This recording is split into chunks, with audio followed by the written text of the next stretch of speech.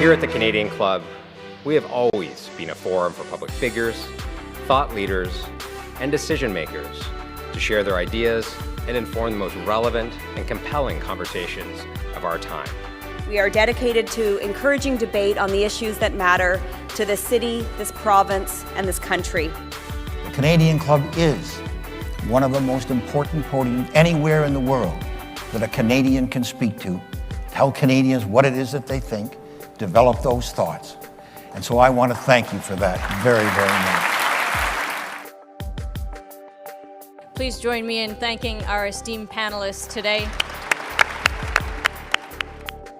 Through our programs and events, including our youth and young leaders programs, our diversity partnerships, our joint events, and our media and social media opportunities, we offer you access to dynamic political, social, and business figures from abroad and right here at home.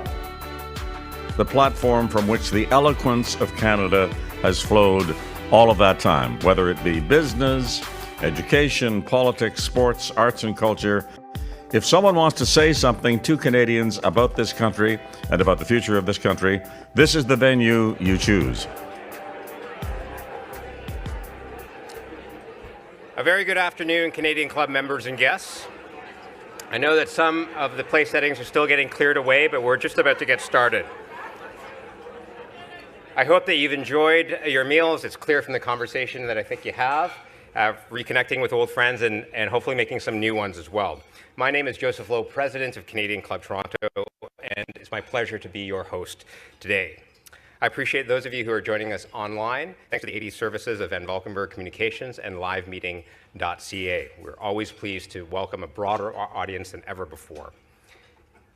Club events benefit from the generous sponsorship of leading organizations, so we're very grateful for the contribution of our sponsors today, EY, KPMG, and Sun Life. And thank you to our season sponsor, Canadian Bankers Association, as well as our airline partner, Air Canada.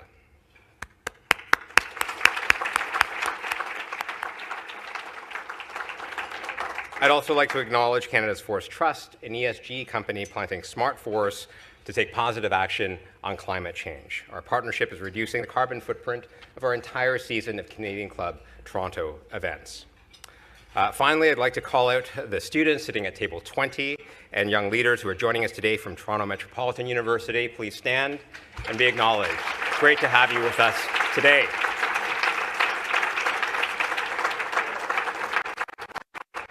And now to today's program. The President and CEO of Laurentian Bank leads a storied 177-year-old institution.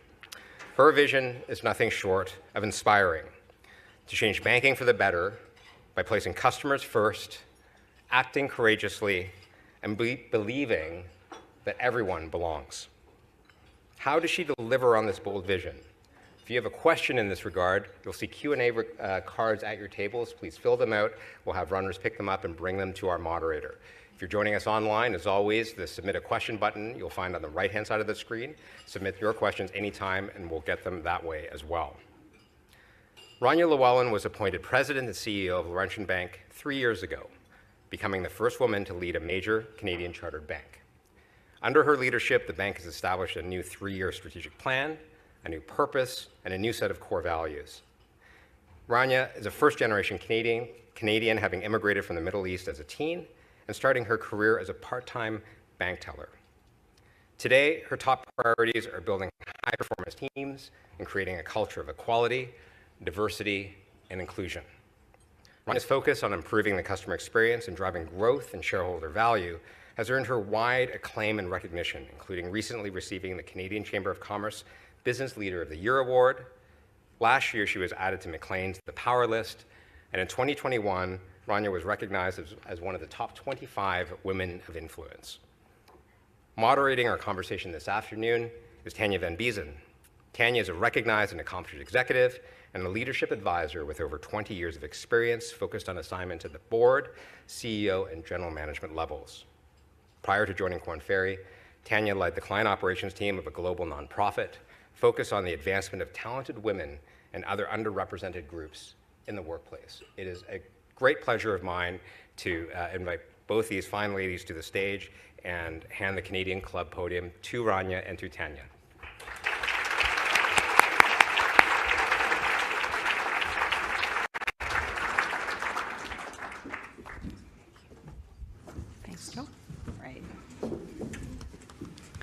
think you're sitting there. I'm sitting here.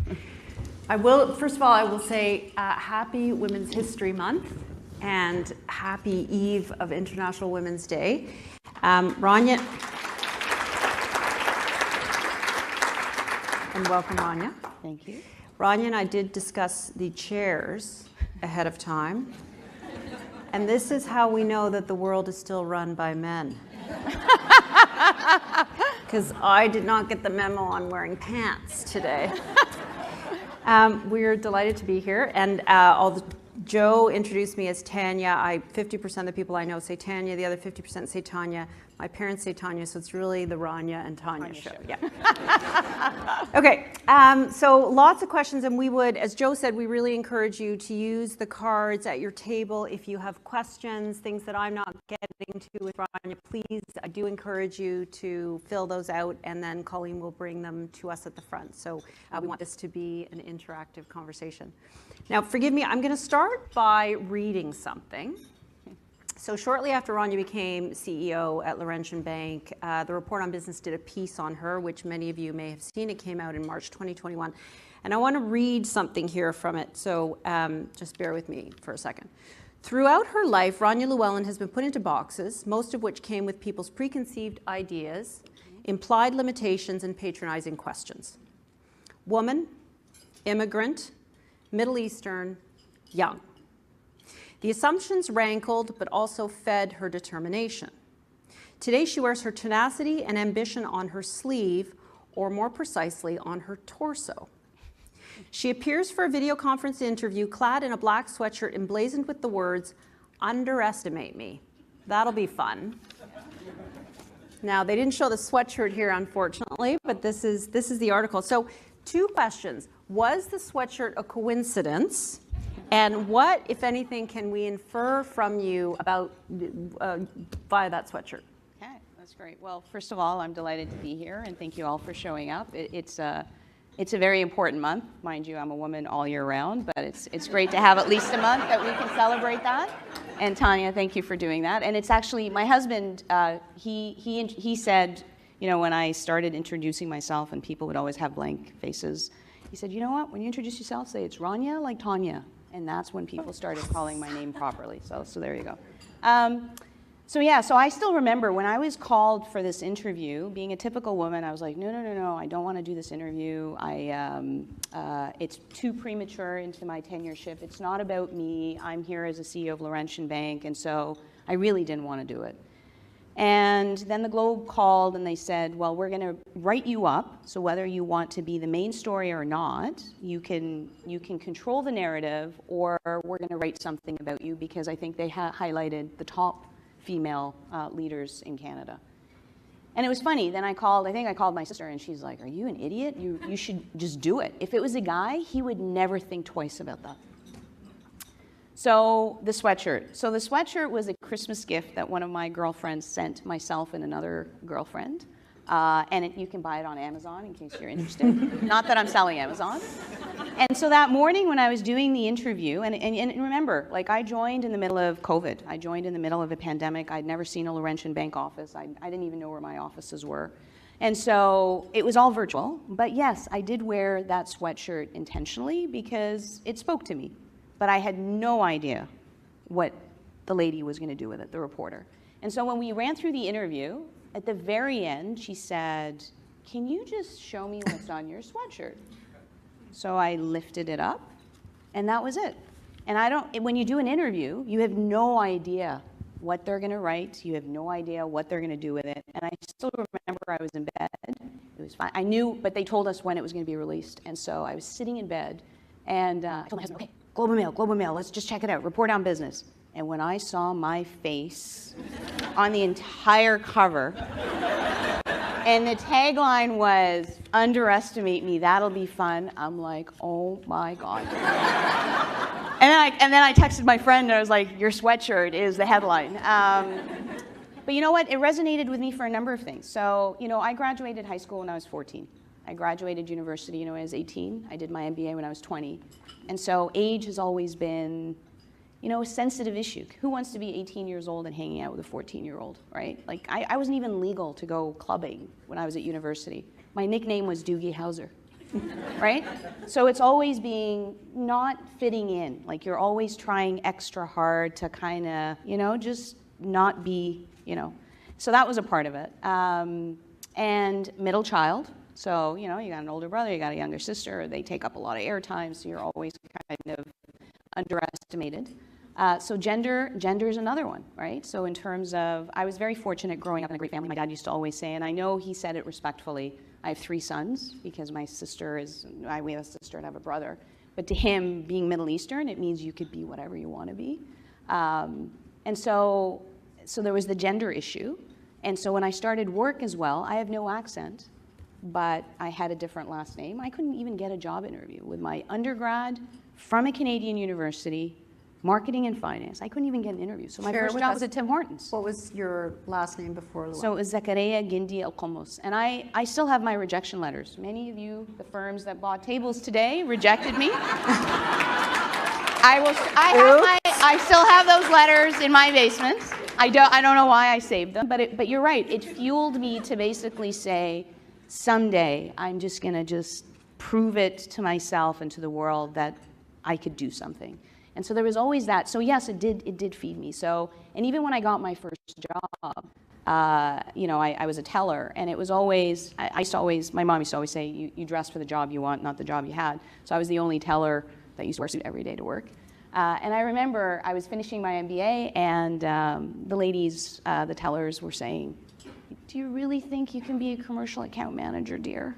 And I'm like, "Yeah, I can. I'm going to graduate with my MBA," right? So it was always, do you really think you could do that? And so that's a theme throughout my career in terms of, you know what? Yeah, I'm gonna prove you wrong. And so that sweatshirt, it was intentional, but I had no idea what the reporter was going to do with it. Love it. Yes. Okay. And if I were to write a book, that's probably the name of the book I'd go with.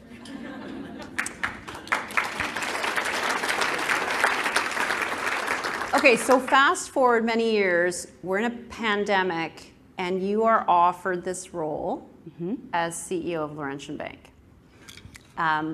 First woman to take over a major Canadian bank. And a storied history for this bank. They'd had difficulties coming into your tenure and for many years prior to that. Why did you take that job? Yeah. So one of my board members is here. He's looking at me because she was part of the recruiting committee. So listen, there were a number of things. I think that, you know, I was always up for a challenge. So if you actually look at my entire career, and I think that's what's interesting, is that you don't really start looking at it until you have a career, and you kind of look back and you're like, that was an interesting move. Why did I do that move? And so you start reflecting and kind of piecing a trend. And so, you know, when I joined the power and infrastructure team at Scotiabank, it was a startup. So it was high risk. I had one client. It was Ontario Hydro before the deregulation of the entire industry. I started up a business for Scotiabank Greenfield, going after newcomers to Canada. That was a startup, so another risk that I took. Then I moved into a subsidiary where I became CEO of Roynat Capital. Nobody knew who Roynat was, and I was like, you know what? We're going to grow this business and we're going to put it on the map. So it was always very unorthodox moves. And I remember I had colleagues who used to say, like, why do you pick these jobs? And I'm like, so I was always attracted to the underdog. And I guess that's where my sweatshirt ties in, right? Is something that's broken, something that needs transformation, something that needs change management has always been an interesting challenge for me. I used to always say, if you're looking for a leader in its steady state, I'm just not your person. Just don't hire me. And so when Laurentian came along, listen, I was one of the top 30 executives out of a 90,000 institution. I was there for almost 25 years, and I knew every single brick in that bank. But, you know, there was a leadership change, and so when this opportunity came, and I was like, I'm not really sure where things are going to land. First of all, it's a CEO job of a chartered bank. So let's just call it a spade a spade. Number two, and to be honest, I didn't think that it never dawned on me that I'd be the first woman. Like, that was not one of the decisions I made. So that was one. The other one was the transformational agenda. I feel like I've been training for 25 years for this transformational agenda because I did corporate banking, I did small business, I did retail, I did digital, I did operations. So I was very, very deliberate in all of my career moves that I thought, this could be interesting in terms of bringing everything together. The other agenda that was really interesting for me was the leadership team was vacant, right? So there was no chief operating officer. There was, my CFO retired Christmas Eve. I think he called me Christmas Eve. So there were a lot of vacant positions. And so I was like, I can make a change very quickly at the top and set the tone. And it's a 3,000 person organization, so you can wrap your arms around it. So so those were the things that I was kind of going through in terms of my mind. But more importantly, here's an opportunity where I can build the bank I've always wanted to work for. Yeah. And that was a very attractive proposition for me. Yeah. Can we just double click on the roles that you had prior to Laurentian, and you mentioned Roynat and others, you were attracted to them. Do you think that there's a reason why they were offered to you? Like, was this a little bit of like, give it to Rania, she'll go do it? I think that was in the latter part of my career, that's for sure. But I learned early on, and maybe that was, and I'm sure you're going to get to it, I said no to a lot of jobs, which probably did not, probably hindered my career because, in a lot of those institutions, it's kind of like, yes, ma'am, yes, sir, you tell me where to go. I mean, that's the history of banking. You join, and then they tap you, and they say you're going here, and you say yes, and you go there. And I was probably saying no more than yes. and only because I used to always say, I know I need to be passionate about whatever job I do to be the best leader that I can be. Okay. And so if I'm not passionate, like I remember at one point I was offered a trust job, and I was like, trust? I'm like, that's for dead people. I'm like, I'm not. Like I honestly, but it was like, I'm sorry, right? Versus, payments. So I was always curious. Whenever I picked a role, it was, can I do 50% of the job? And then the other 50% had to be a stretch opportunity. If it was something that I could do, then where's the fun in that? Where's the growth in that? And so I was very, very selective in those. So, and I think, Tanya, you know that. I actually took 3 months off in the summer when my dad passed away. And I still remember that was kind of like a first for any senior executive to do that. And initially, my colleagues were like, are you sick? Are you okay? Yeah, no, I'm fine. All right, are you getting fired? No, I'm not. And then the third question was, oh, you're so lucky you're doing this. And it was because I needed to regroup. It was one of those, I had had such a long executive career, and I was feeling a little burnt out. My dad passed away. I just needed to kind of, get a little bit more self-centered. And that's when I started thinking about, okay, what do I want to do next? And yeah, there were lots of opportunities presented, but I was very methodical in terms of, you know what? So my last job at Scotia was payments. And I had no idea payments was going to explode. But what I did know was after the 2018 kind of meltdown of the financial industries, deposits became such a big thing. And I didn't know anything about deposits because if you've lent money your entire career, you've been a serial lender your entire career. So I was like, I don't know that side of the balance sheet. So I was like, cool. And so that's how I selected that job, not knowing that that was gonna like blow up. So I was like, oh, I'm gonna get digital, I'm gonna get technology, I'm gonna get to know deposits. But what I did know is the customer segments, I knew the bank, and I knew how to operate, and I knew how to transform businesses. So yeah, so I would say I said no to a lot of jobs. But yeah, but in many instances, but I took a lot of risks, Yep. yes. Okay. Where, yeah, I'd get a call from a colleague and saying like, you're stupid to go into that job. Right. Right? No, because a lot of times they were the broken toys. Yeah. Right? And I'm like, but there's only one way up. If it's this low, there's only one way up. But if you take something that's already running well, it's going to get harder for you to actually take it to the next level, or it's going to be incremental. So I did take a lot of risks. Okay. Tell us more about your personal and professional path and how that now informs how you lead at Laurentian. Yeah.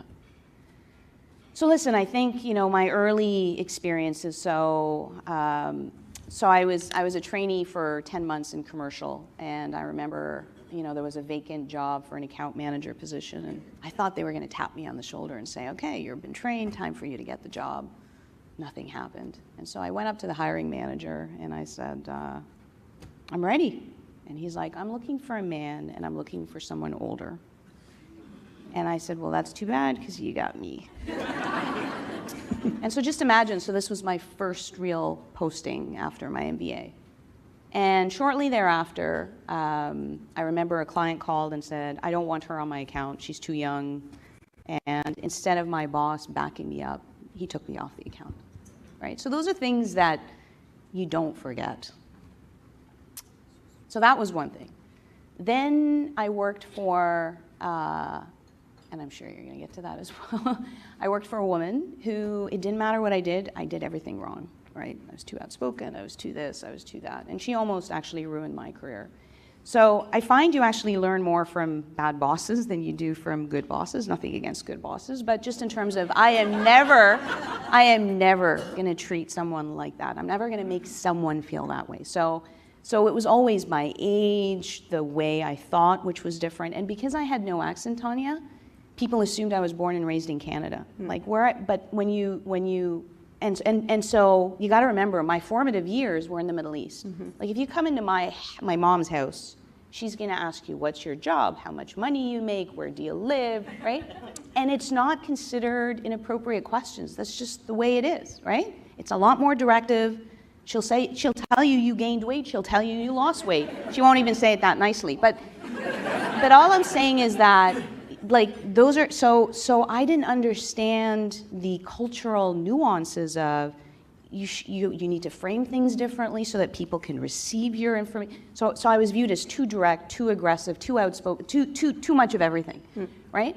So, and then when I came to Toronto, I had an opportunity to work for a woman who really changed my perspective on what it means to be a strong female leader, and I realized the cultural fit is so important early on in your career to be successful. Because I was the same person, but I moved into a different department, and all of a sudden I was a rock star, but I hadn't changed. And so that's when I realized how important the culture is, right?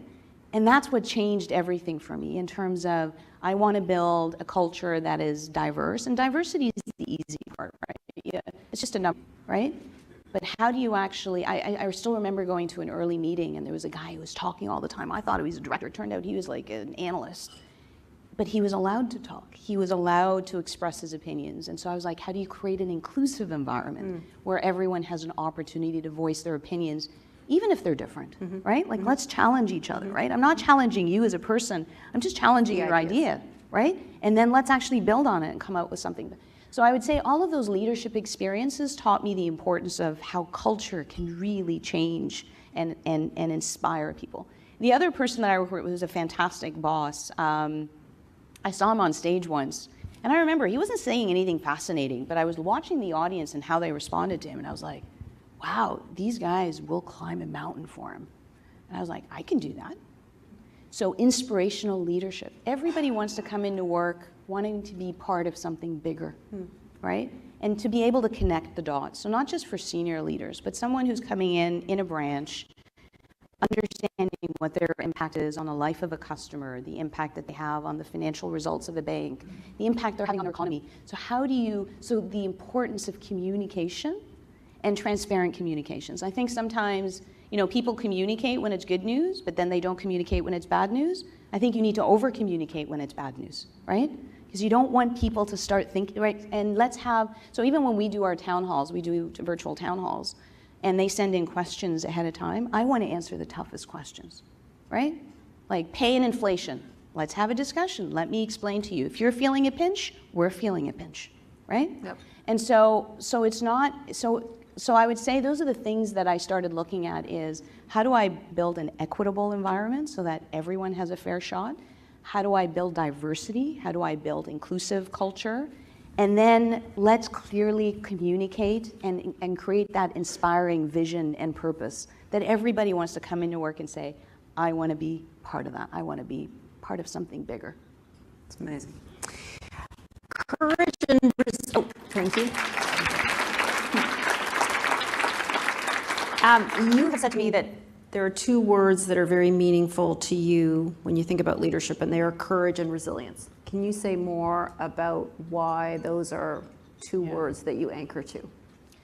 Yeah, I think if I can take you back, I think my parents were I think any immigrant family that comes to any country, it's a very courageous move. I mean, when I think of when my parents came, they came at my age now, not knowing a single soul, starting all over again, not having Canadian experience, my dad never operated as an engineer in this country, even though he had 30 years of experience. So, but giving it all up for your family, so giving it up for something. And so that's when I first kind of saw the courage that they had. And I think, you know, if you want to move up in any organization, you have to have the courage to do a number of things. You have to take risks. You have to take risks. No risk, no return, right? You have to be courageous in your thinking. I mean, you know, when I joined Laurentian Bank and everyone was talking about, you know, back to work strategies and so on, and we made the decision where it was like, I actually challenged my management team and I said, whoa, I've been here a year and I've been operating this bank from my kitchen table, right? And we've done just fine. So why don't we actually challenge ourselves to think differently and say, okay, what do I need an office for? Rather than let's all go back to the office and figure out what we can do at home. And that takes a lot of courage, because when you see everybody else, you know, outside in the industry doing it the other way around, you're like, sometimes you start challenging yourself and questioning, is this too far out there? But it's worked for us. We've been able to attract some great talent, retain talent. Do we have it right? Nobody has it right yet, but at least we're working with our employees to do that. So having the courage to be different as an employee, as a leader, because I honestly say, you know, why fit in when you can stand out? I truly believe it, right? Because then it's just homogeneous thinking.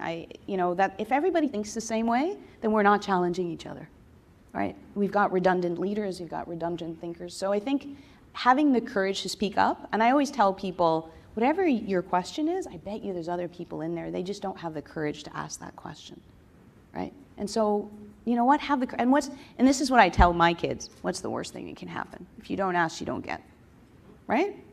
What's the worst thing that can happen? Someone will shut you down, great. So courage is a very, I think, important trait. And then resiliency is one that you earn your stripes. And I think that it's a hard thing, and I know you and I talked about it a lot in terms of how do you train a leader to be resilient? How do you train any human to be resilient? I mean, I can share with you my personal experience. I mean, we were 3 siblings. We all came to this country. We all had the same challenges, but how we all dealt with it is very, very different, right? So there's the nature versus nurture. And so, but every experience reminds you of, you know what, I've been through it before. I got through it. And so you start adding to that skill set in terms of, you know what, failure is not an option. There's always a different way to do it. So that comes, I think, with experience, the resiliency, but I think it's a very important trait in a leader, is resiliency. Because as you move up, it does get lonelier, right? Everyone's coming to you, everyone's got issues, everyone's got complaints, right? But you have to be that cheerleader for everybody, even though you've got the weight of the world on yourself, right? So how do you do that? And I think resiliency is a very important aspect of it. Yeah, so talked about now in organizations. How do we build back from COVID? How do we make sure that the organization is resilient and each individual person is resilient? And tough one. But if you have any ideas, yeah, later. Okay, you just said the courage to be different. So you are self-described as someone who's direct, someone who will shake things up, challenge the status quo, think and approach things differently. Is that a superpower or an Achilles heel? I think it's both. I think your superpowers can be your Achilles heel too. Like whatever is an overstrength is also an overweakness, and I think it really depends. I think it's being aware of when you bring it out, what the circumstances, are people prepared? And that's one thing I learned throughout my career, right? So when I was outspoken and I couldn't understand why people are just not listening or they're not accepting it, so then I realized, in this situation, maybe I just hold back and I have a private conversation or I ask more probing questions. So you just start adjusting your style accordingly. But yes, my natural instinct is if I have something to say, I'm going to be a little bit direct with it because that's just the way. And so then sometimes you see the reaction of people and then you're like, oops, maybe that was not the right time to do it. So I think you adjust your style, but your natural tendency will always be your natural tendency. Like, I don't know if you remember, there was like a business book that said, work on your weaknesses. I'm like, your weaknesses will always be your weaknesses. So let's just kind of, compliment my leadership team for my weaknesses, and I'll work on my strength, and they should do the same. But that's the reality of it. Your natural DNA is your natural DNA, but you do adjust, and you do it, you just kind of adjust your style over time. And does that feel like you had to shapeshift or conform? How does that feel to you? Yeah. You know what? That's a very interesting question, because as I was growing up in the executive ranks, and I was getting lots of feedback, many of it was very conflicting. There was a time, and I think that's why taking those 3 months off were important, where I started losing myself. It was like, okay, you're too outspoken, you're too this, you're too this. So they coached me. So then I adjusted, and then they were like, you're coming to meetings, you're not talking. And I was like, I don't know how to make you happy. I've started losing myself as a leader. And so I was like, no, I need to figure out, I need to get more centered in terms of what's my authentic self, and what is it that I need to adjust, what do I need to tweak, but I have to be true to myself. Because you can see through leaders who are not authentic. You can just see it. So it's really important to me to always say, like, even when I'm making, tough decisions, looking myself in the mirror and saying, do these fit my core values? Am I making the right decision? And if the answer is yes, then I'll just kind of move forward. But I think that's really, really important, because it's easy to start losing yourself in what others want to see you behave and how to show up. I think, you have to know, self-awareness is a very important thing for you to be aware of, right? We've got some interesting questions here from the audience. Let me start with this one. How are you feeling about women in banking in general, and any radical thoughts for faster results?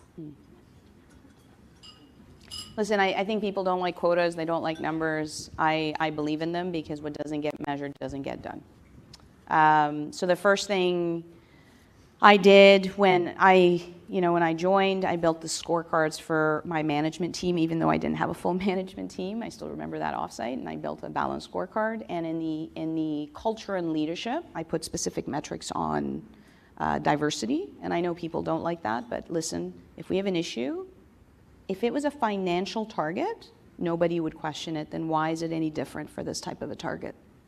And we included it in our financial package that goes into the board every single quarter, right?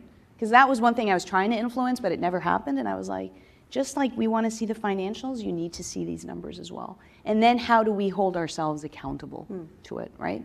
So through our HR processes, our HR policies, one of the first things I also introduced was a courageous conversation series. I really wanted us to have courageous conversations, because the world is so diverse, it's so complicated, and as humans, we shy away from having difficult conversations. And so that was kind of the premise of it. Well, you don't. We just heard that earlier. No, but I do as well. Like, sometimes you kind of are like, I'm not sure how to address that. But I honestly, what I've realized is if you come with a real sincere hunger to understand and learn and respectfully do it, no one is going to shut you down. Because I know a lot of men, because listen, everyone's got unconscious bias training, but what that has done is we've stopped having the real conversations. It has created that barrier of men not wanting to ask women questions that may offend them, or gay people, or black people, and because of that, we're not having the right conversations anymore.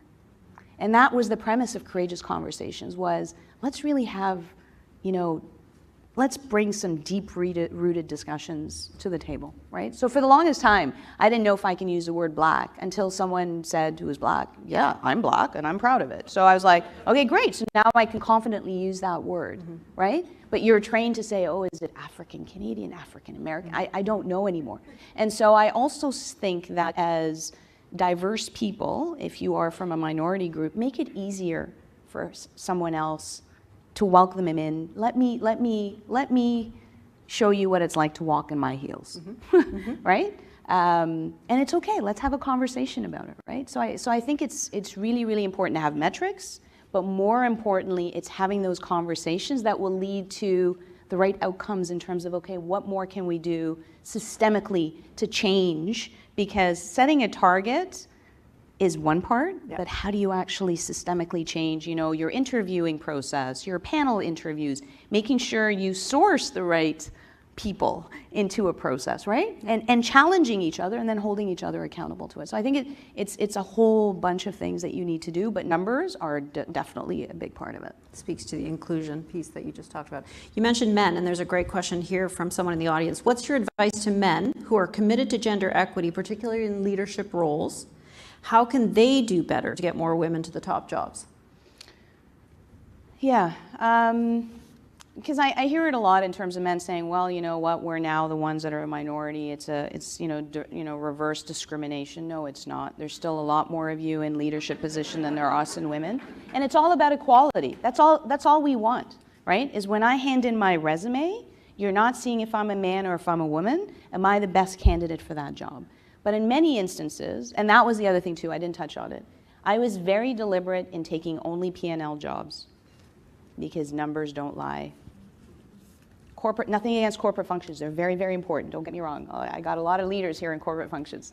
But as a woman, I needed to have a P&L because I was like, they can't take that away from me. Yep. And so we need men to sponsor women in P&L jobs. We need you guys to help us put more women in P&L jobs. I would say that's one thing. The other thing too is be their sponsors. There's a difference between mentor and sponsor. A sponsor is someone who's going to put their brand behind someone. I want this person in that job. And over pivot on diversity. There is nothing wrong with that, right? When I was running it for capital markets, I was like, you know what? 100% of our recruiting for trainees are going to be women. And everyone was like, whoa. I was like, well, that's because we need a higher percentage of them to make it to the top, right? So sometimes you just need to over pivot to make the numbers work over time, right? Yep. And the other thing too is don't put people in boxes. I think you started with that, right? People always kind of put me in a box, right? And I get asked this question all the time, but it's like, I'm not your typical woman. What is a typical woman? What is a typical man, right? Like I play competitive sports. I play on the men's squash team at the Granite Club. Like does that make me less of a woman? I don't like shopping. Does that make me less of a woman? No, but I think as we all grow up in these societies thinking that a woman should behave like that or a man should behave like that, but we're all human individuals that are very diverse and very complex based on our upbringings and based on everything that goes into how you were raised. So I think we need to stop that, right? Yep. You know, she's too prickly, she's too this, she's too that. Like, I think we should all hold ourselves accountable to the words we use to describe individuals, right? Because those stick, unfortunately. And what we consider you get branded. You get branded. Yeah. And that's a hard thing to break is when someone gets branded. We have a question from our group from Toronto Metropolitan University. How do you deal with imposter syndrome if you've ever experienced it before? Was that from Toronto? Yeah. Oh yeah, I've had it my whole life. And I openly talk about it in leadership. Yeah, because you kind of go into every job and you're like, you forget. It's easy to forget that, listen, organizations are, they're selfish. They're not going to put you in a job that you can't do. But as an individual, you're like, oh my God, today they're going to find out I don't have all the answers. I'm not all that. And it happens all the time because that's in your head. And so I always tell people that, when I'm in a meeting and I'm functioning and, everything's going well, it's when you close that computer and you overthink things and you're like, oh my God, could I have done this differently? So I think it's again, it goes back to self-awareness and then the resiliency, reminding yourself of, no, those are just thoughts in your head. Those are not real. And making sure you surround yourself by a support network. Like I gotta tell you, COVID was probably joining Laurentian in the middle of COVID, a very big job, very high profile, lots of pressure. I mean, the analysts are like, when are you coming up with your strategy? Every single quarter. And I was like, I need a management team. I was recruiting. I mean, I was heavily recruiting. You know that. For an entire year. I had all these key jobs that I needed to recruit for. But having my family there, like my son coming up and saying, Mom, you're doing a great job. My daughter telling me, I'm so proud of you, right? So I think we all need that support network because we all have that, that thing that's in your head that keeps nagging, saying, well, maybe you're not all that. Maybe they'll find out. So the imposter syndrome, I think a lot of people have it. It's just how do you deal with it and how do you overcome it? We've time for one last question, and therefore it will be mine. You have two wonderful children. Yes. A boy and a girl. And so what do you say, and actually they've seen what we would, now I'm concerned about my choice of words, but a less traditional, non-traditional Yes. home life. Yeah. Your husband Sean has supported you in your career, and he's been the one managing the home. Yeah. So what advice do you give to your kids as they are starting to launch into the world? I give them lots of advices. Like the stuff that they want to hear. Yeah, that's something they want. I think being smart is important, but being hardworking and committed, always giving it 150%. Whatever, it doesn't matter how small or how big the job is, I tell them you got to be the best that you can possibly be in that job, right? I think that's absolutely important. Building relationships, communication, but also stretching yourself is important. So, as you know, my daughter is at McGill, and so I'm constantly telling her, try this, try this, try this, get yourself out there. So take risks, right? Just get exposed to as many things that you can get exposed to. But I think the most important thing is working really, really hard is important. That's what I do. I tell people, because I got two kids, and they're both very smart, but one's more hardworking than the other. And I'm like, I'd hire you over this person, even though you may be, 100 times tough smarter. love, It Mom. is tough love. But I said, because I can't teach people to take pride in their job. You can't teach someone that. You can't teach someone that innate wanting to be a winner, wanting to be the best. You either have it or you don't have it. Like, so things that are coachable versus things that, so you want to really want it, right? And so I think having that drive in whatever it is that you do is probably the most important thing, and that's the advice that I give them. Work hard, take risks, dress for the job you want, not the job you have. Yeah, try telling a 19-year-old in sweatpants that. That's it. Who's having a summer job this year, and I'm like, you can't wear sweatpants to your summer job. Rania, thank you very, very much. Thank you very much.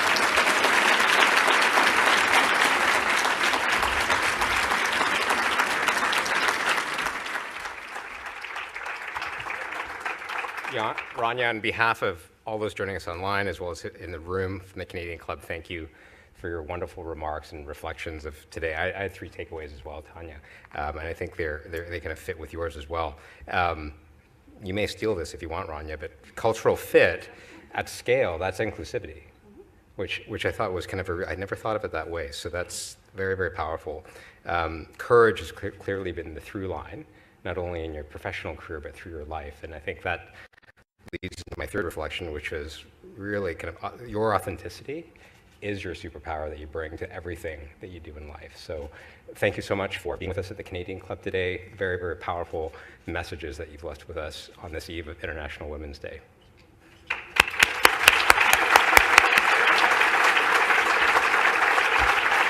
And Tanya, as always, thank you for your expert moderation of our conversation today. The chemistry really came through for all of us, I think, here in the room. Now, for everyone else, before we conclude, I'd like to fill you in on some of our events that are coming up. On Thursday, March 30th, the owner of Torstar and the publisher of the Toronto Star, John Bitove, will be at this podium. Please visit us at canadianclub.org to learn more and purchase your membership, as well as tickets to this event. I'd also like to offer another round of sincere thanks and appreciation to our event sponsors today, EY, KPMG, Sun Life, and Air Canada. Thank you, everyone, for joining us today. Happy eve of International Women's Day, and I look forward to seeing all of you again very, very soon.